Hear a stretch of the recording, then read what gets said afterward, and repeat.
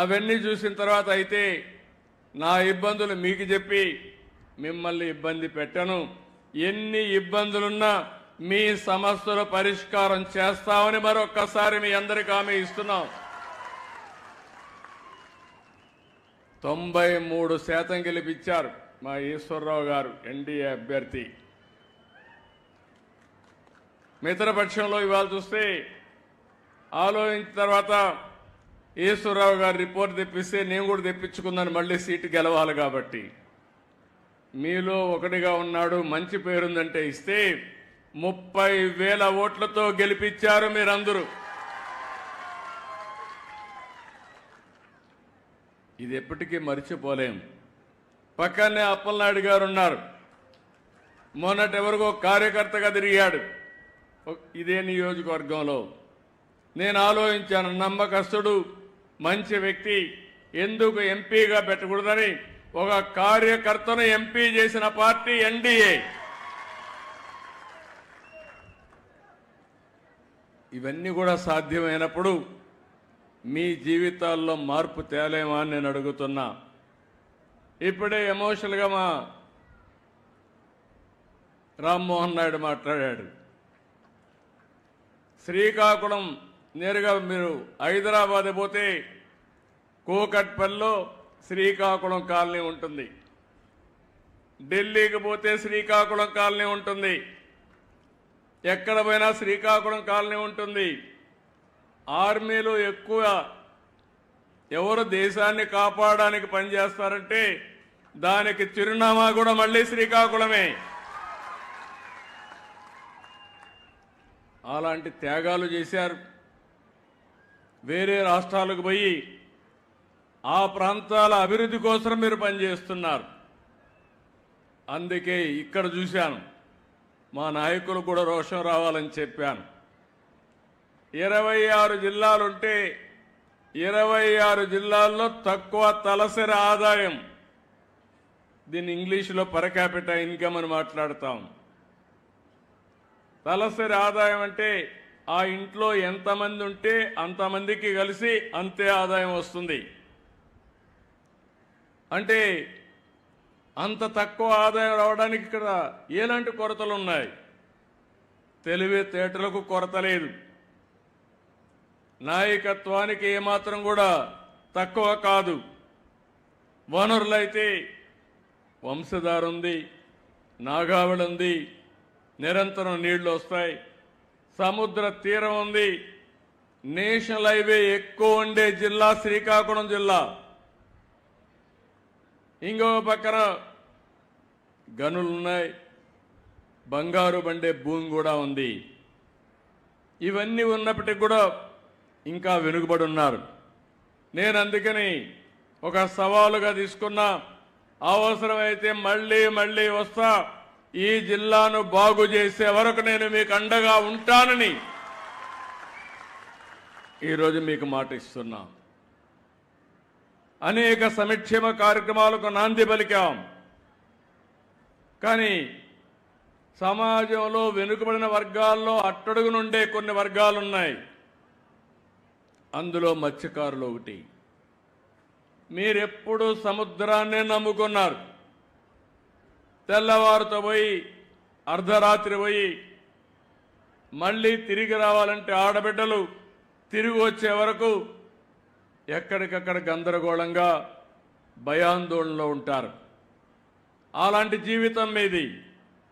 అలాంటప్పుడు మీ ఆదాయం కూడా అక్కడికక్కడే వచ్చే పరిస్థితి వచ్చింది. అదే సమయంలో ఈరోజు మీరు చూస్తే వేట విరామం 2 నెలలు 61 రోజులు మనం ఇస్తాం. దానికి కారణం సముద్రంలో చేపల అభివృద్ధి కావాలి. పిల్లలు వేసే సమయం అది.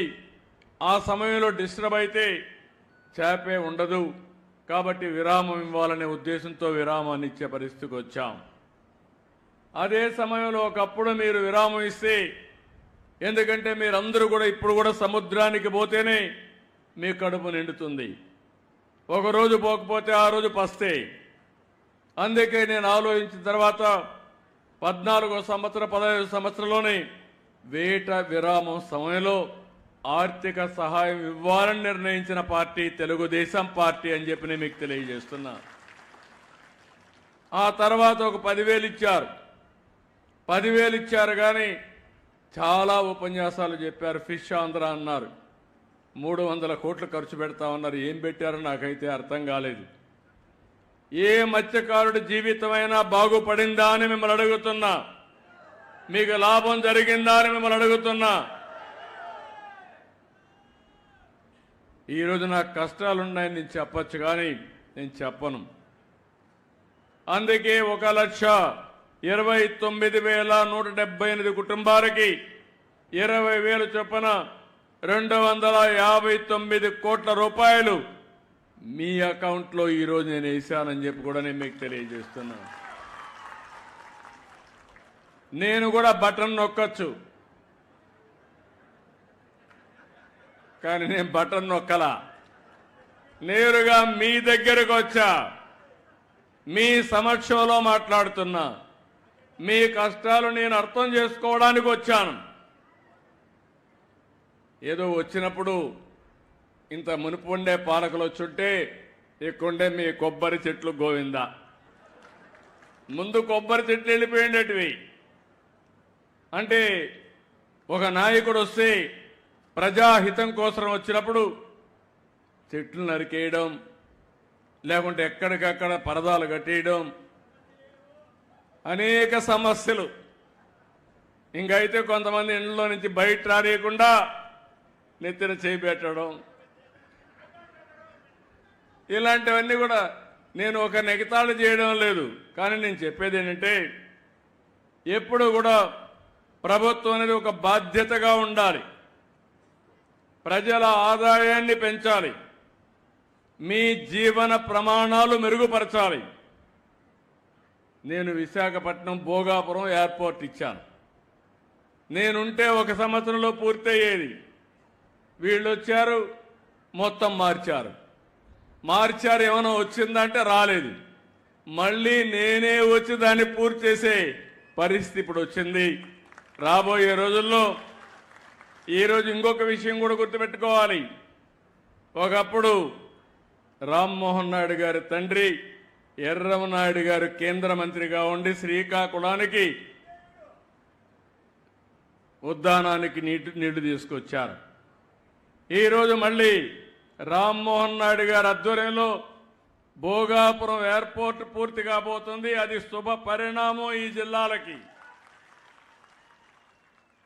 ఈరోజు కేంద్రంలో 2 మంత్రులుంటే, ఒక కేబినెట్ మినిస్టర్ ఉంటే, ఆ కేబినెట్ మినిస్టర్ని నేను రామ్మోహన్ నాయుడుకి ఇచ్చానంటే, ఈరోజు నేను ఇచ్చిన తర్వాత నిన్న ఢిల్లీకి పోతే కూడా మీ రామ్మోహన్ నాయుడు అండి బ్రహ్మాండంగా పనిచేస్తున్నాడు, చాలా బాగా పనిచేస్తున్నాడు అభినందించే పరిస్థితికి వచ్చారు. ఒక యువకుడు ఉత్సాహవంతుడు. నేను అందుకే అడిగా, రామ్మోహన్ నువ్వు చదువుకున్నావు, పర్డ్యూ యూనివర్సిటీగా చదివావు, శ్రీకాకుళం అభివృద్ధి కాకపోతే నీ డిగ్రీ వాపసు ఇవ్వాల్సి వస్తుందని ఇప్పుడే చెప్పా. నాకు ఒక నమ్మకం ఉంది, ఆయన కానీ ఈ టీం ఇప్పుడుండే టీం అంతా కూడా ఎమ్మెల్యేలందరూ, శంకర్రావు కూడా మనం చూశారు, మంచి డ్రామా. మా ఎమ్మెల్యేస్ మీటింగ్లో అయితే ఈశ్వరరావు అయితే చాలా బ్యూటిఫుల్గా, ఈశ్వరరావుకి ఇంత టాలెంట్ ఉందని నాకే ఆశ్చర్యం వేసింది.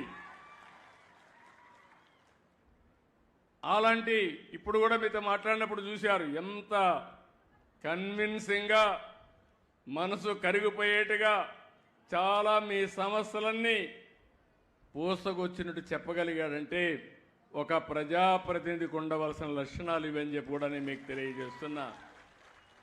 ఇలాంటి టీం ఉన్నప్పుడు ఎందుకు అభివృద్ధి కాలేమని మిమ్మల్ని అడుగుతున్నా. మీలో కూడా ఒక మార్పు రావాలి. నేను ఆడబిడ్డలను అడిగాను, వస్తానే ఏం చదువుకున్నారన్నా, పోలీస్ చదువుకోవాలా, పోలీస్ కంటే పోలీస్ భార్య బెటరు, ఆవిడ 7వ తరగతి వరకు కన్నా చదువుకోనుంది. అదే మరి ఆడబిడ్డలు అడిగితే కష్టాలు ఉన్నాయి, చదివించాలనే ఆలోచన రాలేదు. మా పిల్లలు కూడా ఈరోజు సముద్రంలోకి పోయి చేపలు పడుతున్నారనే పరిస్థితికి వచ్చారు. అంటే జీవితాంతం తరతరాలుగా వారసత్వంగా మనకు వచ్చిన వారసత్వాన్ని పేదరికంలోనే బతకాలని అడుగుతున్నా. అనేక అవకాశాలు ఉన్నాయి. అలాంటి అవకాశాలు ఉపయోగించుకుని మనం ముందుకు పోవాల్సిన అవసరం ఉంది. ఈరోజు మత్స్యకారుల విషయానికి వస్తే దగ్గర మీరు చూసినప్పుడు మన అన్ని గ్రామాల్లో తీర ప్రాంతం అంతా మత్స్యకారుల గ్రామాలు ఉన్నాయి. మనం కూడా చేపల విషయంలో అందరికంటే ఎక్కువ ఆంధ్ర రాష్ట్రం ముందుంది. 555 గ్రామాలు మత్స్యకార గ్రామాలు ఉన్నాయి. కానీ 555 గ్రామాలున్నా నేను మీ గ్రామానికి వచ్చానంటే ఈ గ్రామం దశ దిశ మార్చాలి. మీ కష్ట సుఖాలు అర్థం చేసుకోవాలి. తద్వారా రాష్ట్రానికి కూడా ఒక మెసేజ్ ఇచ్చి అన్ని మత్స్యకార గ్రామాలని బాగు చేస్తామని చెప్పి కూడా నేను మీకు తెలియజేస్తున్నా. ఈరోజు ఇక్కడికి వచ్చినప్పుడు దేశంలో ఉత్పత్తి అయ్యే మత్స్య సంపద 29% మన రాష్ట్రంలో ఉత్పత్తి అవుతుంది. రెండోది 32% ఎగుమతులు చేస్తున్నాం.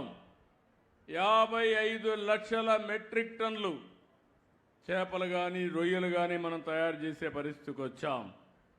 దీనివల్ల 16,50,000 మందికి ఉపాధి కలుగుతూ ఉంది. నేను ఇంకొక విషయం కూడా మీ అందరికీ చెప్తున్నా. చేపలకు బంగారు భవిష్యత్తు ఉంటుంది. ఒకప్పుడు అందరూ వరిధాన్యం తినేవాళ్ళం. లేకపోతే రాను రాను కొన్ని రోజుల తర్వాత వరి ధాన్యం ఇది లేకపోతే కొంతవరకు చికెన్ మటన్కి వెళ్ళేవాళ్ళం. ఈరోజు మీరు గుర్తుపెట్టుకోండి, మత్స్యకారులు మీరంతా కూడా ప్రజలు ఆరోగ్యంగా ఉండాలంటే చేపలు తప్ప వేరే మార్గం లేదని చెప్పి మరొక్కసారి మీ అందరికీ విజ్ఞప్తి చేస్తున్నా. మనుషుల్లో తెలివితేటలు పెరగాలన్నా, పిల్లలకు మెదడు అంటే మైండ్ బాగా పనిచేయాలన్నా చేపలు చాలా ముఖ్యం. చేపల్లో ప్రోటీన్ ఎక్కువ ఉంటుంది. మన ఆరోగ్యం బాగుంటుంది. హార్ట్ అటాక్ కానీ బీపీ కానీ షుగర్ కానీ ఇలాంటి రావు. చాలామందికి తెలియదు. కానీ చేపలు అనేటివి భవిష్యత్తులో ఒక మంచి ఆహారం అని చెప్పి కూడా నేను మీకు తెలియజేస్తున్నా. ఇలాంటివి వచ్చినప్పుడు ఇక్కడ నేను మీరుండే మీ అందరికీ ఒకటే చెప్తున్నాను. ఆ రోజు 14లో మేము ప్రవేశపెట్టాం. 788 కోట్ల రూపాయలు ఆ రోజు ఇచ్చాం. ఈరోజు మళ్ళీ సంవత్సరానికి 259 కోట్ల రూపాయలు మీకు ఇస్తున్నాం. ఇది కాకుండా మీ పిల్లలందరినీ బాగా చదివించే బాధ్యత తీసుకుంటాం. ఇప్పటికే 6 రెసిడెన్షియల్ స్కూల్స్ పెట్టాం. ఇప్పుడే ఈశ్వరరావు గారు మాట్లాడినప్పుడు ఒక మాట అన్నారు. ఇక్కడ హెచ్ఎల్లలో అన్ని యూనివర్సిటీ తీసుకొచ్చాం, కాలేజీలు తీసుకొచ్చాం. స్కిల్ డెవలప్మెంట్ సెంటర్ పెట్టి ఇక్కడ వచ్చే ఉద్యోగాలు ఈ ప్రాంత వాసులకే ఇచ్చేట్టుగా అన్ని చర్యలు నేను తీసుకుంటాను. ఇక్కడ పెడతామని ఇమ్మీడియట్గా మీకు అందరికీ హామీ ఇస్తున్నా. ఇది కాకుండా ఈరోజు మత్స్యకారుల ఫ్యామిలీలో 69,000 మందికి పింఛన్లు ఇస్తున్నాం. ఈ విషయం కూడా మీరు గుర్తుపెట్టుకోవాల్సిన అవసరం ఉంది. 4,000 రూపాయలు ఒకప్పుడు ఎన్టీ రామారావు గారు 30 రూపాయలతో ప్రారంభించారు. నేను వస్తానే దాన్ని 75 రూపాయలు చేశాను.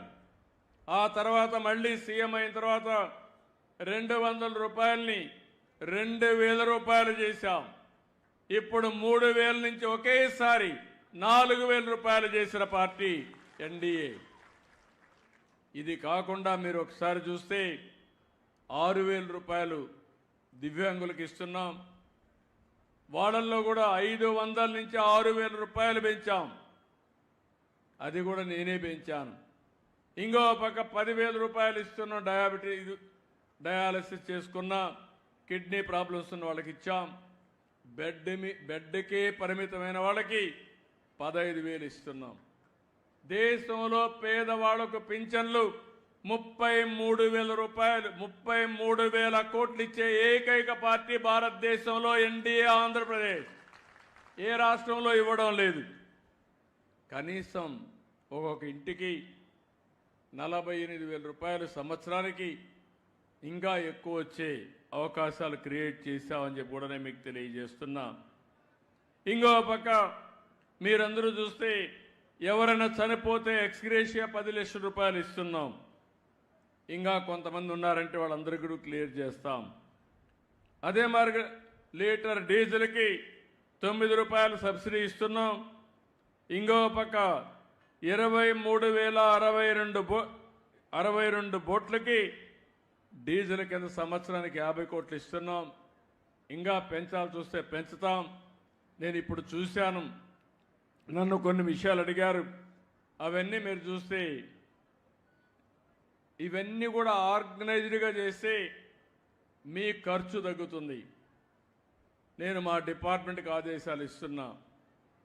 మత్స్యకారుల జీవితాల్లో వెలుగు రావాలంటే, అందరితో సమానంగా మీరు బాగుపడాలంటే ప్రత్యేకంగా మీకు ఏం చేయాలో ఒక ప్రణాళిక తయారు చేసి ఆ ప్రణాళిక అమలు చేసి